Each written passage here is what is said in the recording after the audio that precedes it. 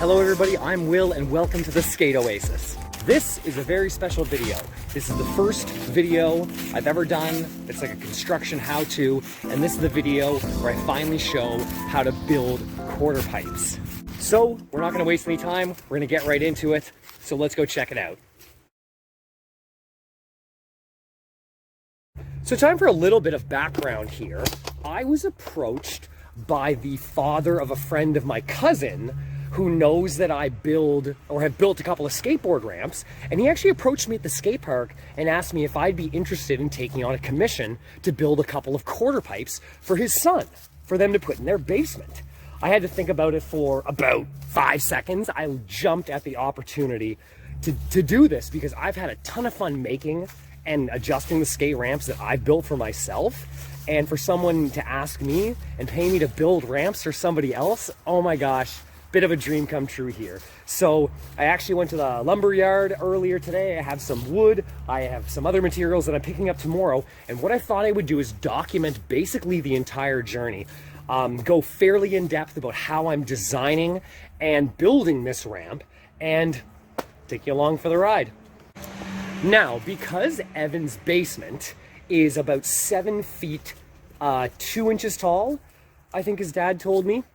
And Evan's 9, he's about 5 feet tall.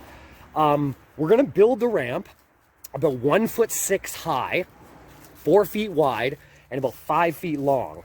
2 quarter pipes, place them about 8 to 10 feet apart, and you've got yourself a mini ramp in the basement.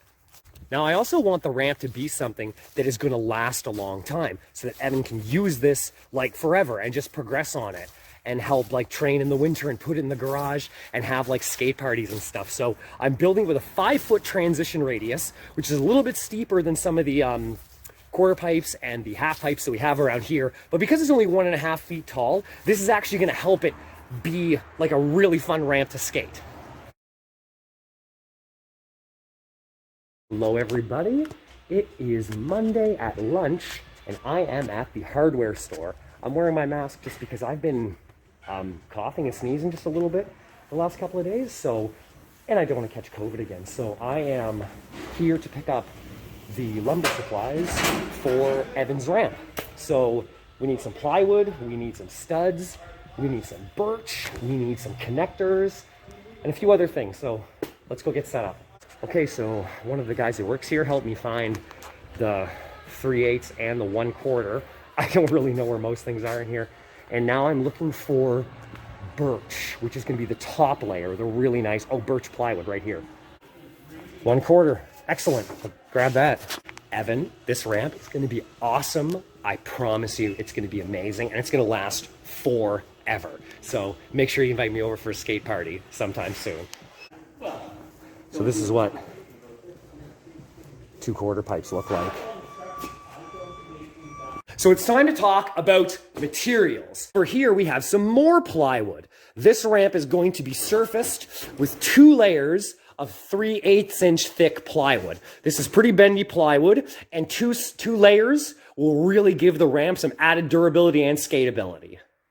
I am surfacing this ramp with 1/4 inch Baltic birch plywood. And of course we have some 2x4s. These are 2x4 by 8 foot long studs used for framing houses. I'm gonna just be cutting these down to size.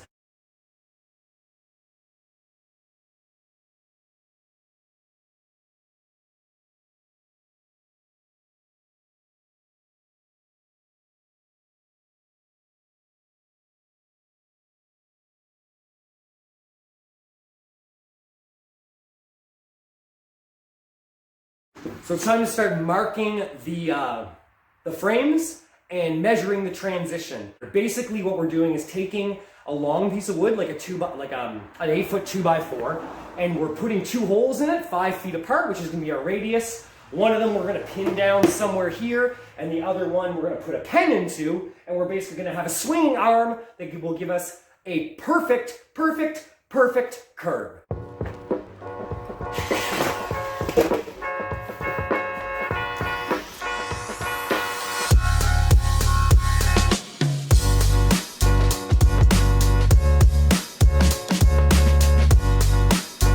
So here we go. The red line is the shape of the transition. So as you can see now, it looks like the side of a quarter pipe. So Evan's gonna have a nice wide 2-foot deck to stand on here. The 2-inch coping is gonna fit right in here. We're gonna cut these notches out later. Transition, transition, transition, down to here where we cut off 1.5 inches for our bottom stud, and that's gonna be where the metal thresholding is that attaches the ramp to the ground. Skateboard for scale. So this is kind of a funny test you can do if you've got your transition. It's the skateboard test. Just kind of look at it sideways and just imagine, right? Flat ground, flat ground, flat ground, up, up, up. You don't want your transition, at no point do you want the nose or tail to hit the transition. You want nice and smooth the whole way up, and oh bam, over the coping. Oh yeah, and the blunt fakie or something like that. So you know, as you can see, the deck is long enough for you to stand on your board, more than enough room for the drop-in position, down to the ground, and then you're away.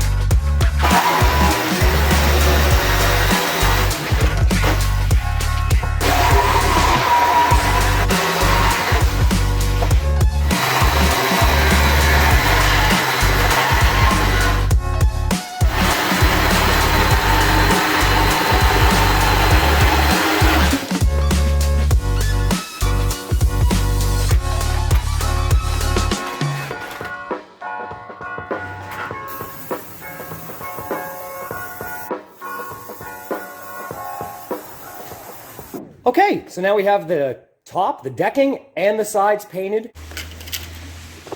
Okay, so the quarter pipe frames are basically dry, so it's time to clamp them together, and then we're gonna drill the pilot holes for the screws into them, so everything's gonna be perfect.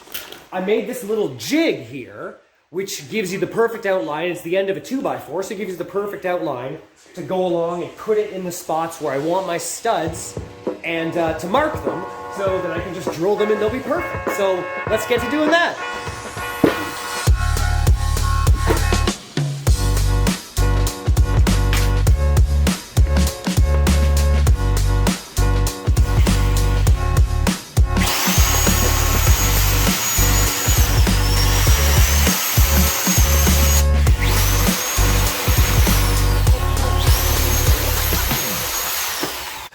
Okay, so end of day one, and I have the decking cut and painted.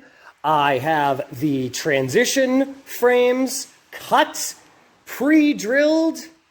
Well, 2 of them at least. I just gotta trace them onto these ones and cut them tomorrow.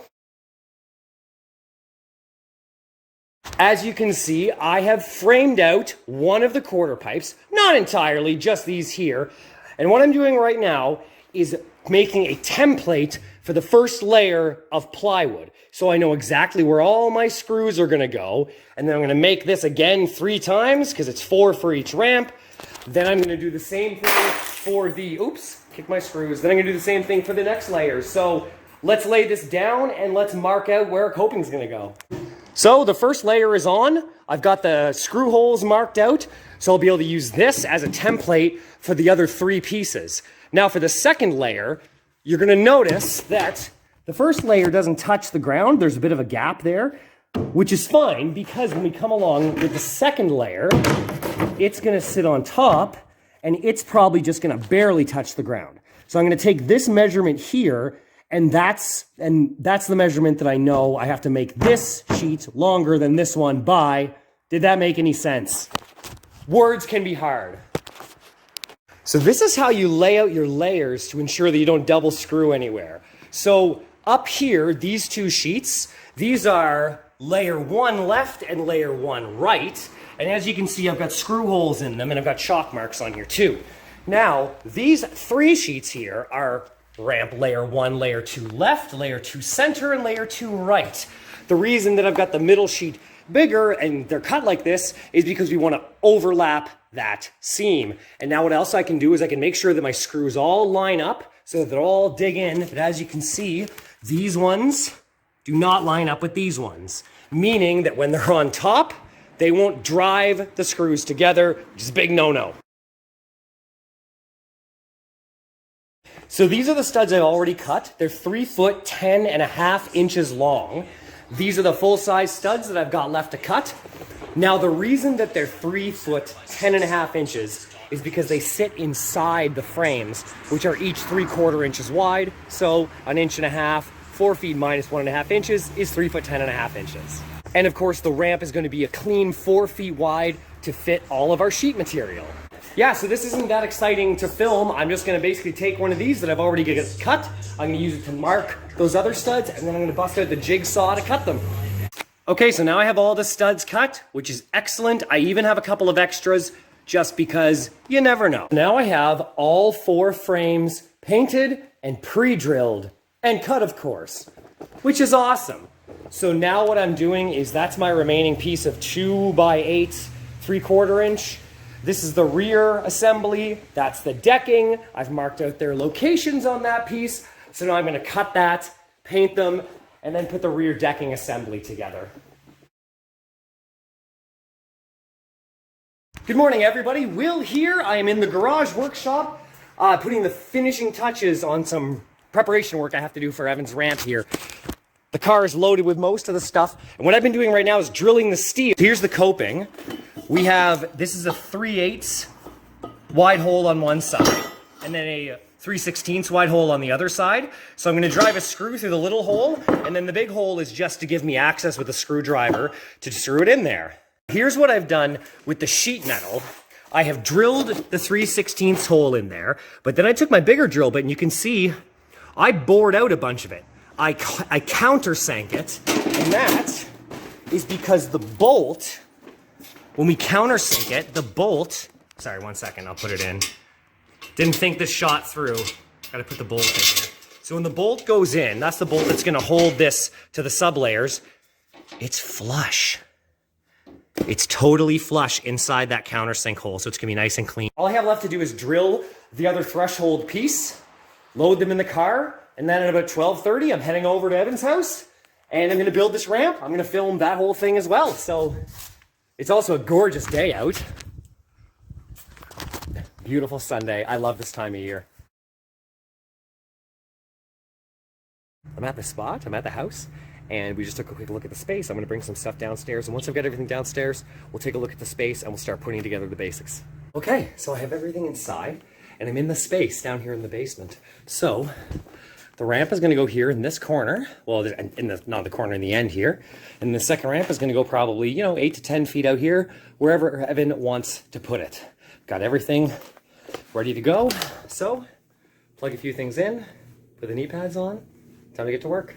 So what I'm going to do is I'm going to line the 2 frames up together, one against the wall, and I'm going to put in a couple of studs to start out with, and then we're going to fill it in as we go. So let's check it out.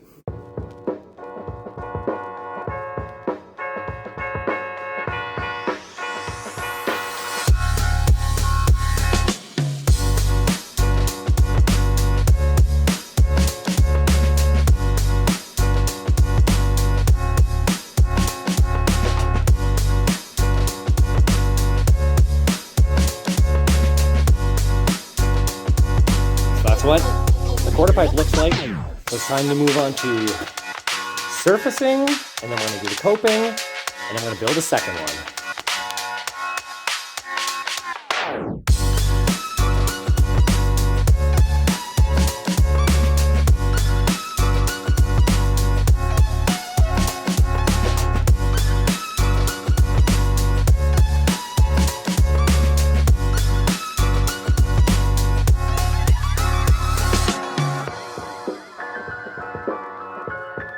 We are half done. It took me a little longer than I thought, but there is more finishing to do. Or there was more finishing to do, so now all I have to do is build its twin. Everything worked out perfectly. I'm stoked. Flush, screws, countersunk, everything. Nice pine riding surface. Strong 3/4 inch sides and back. 2x4 joists.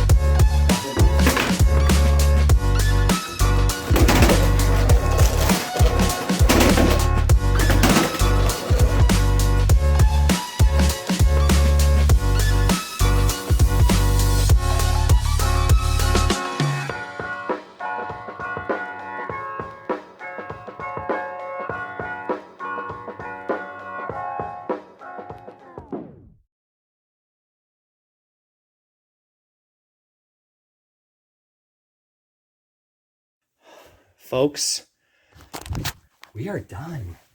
Both ramps are together. Everything went together super smooth.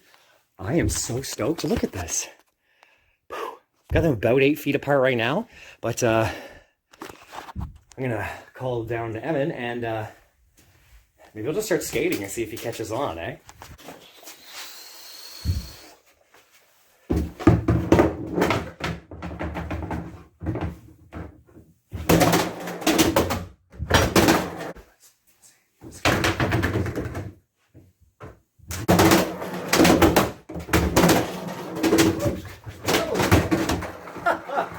Okay, everybody, the ramp is built, delivered.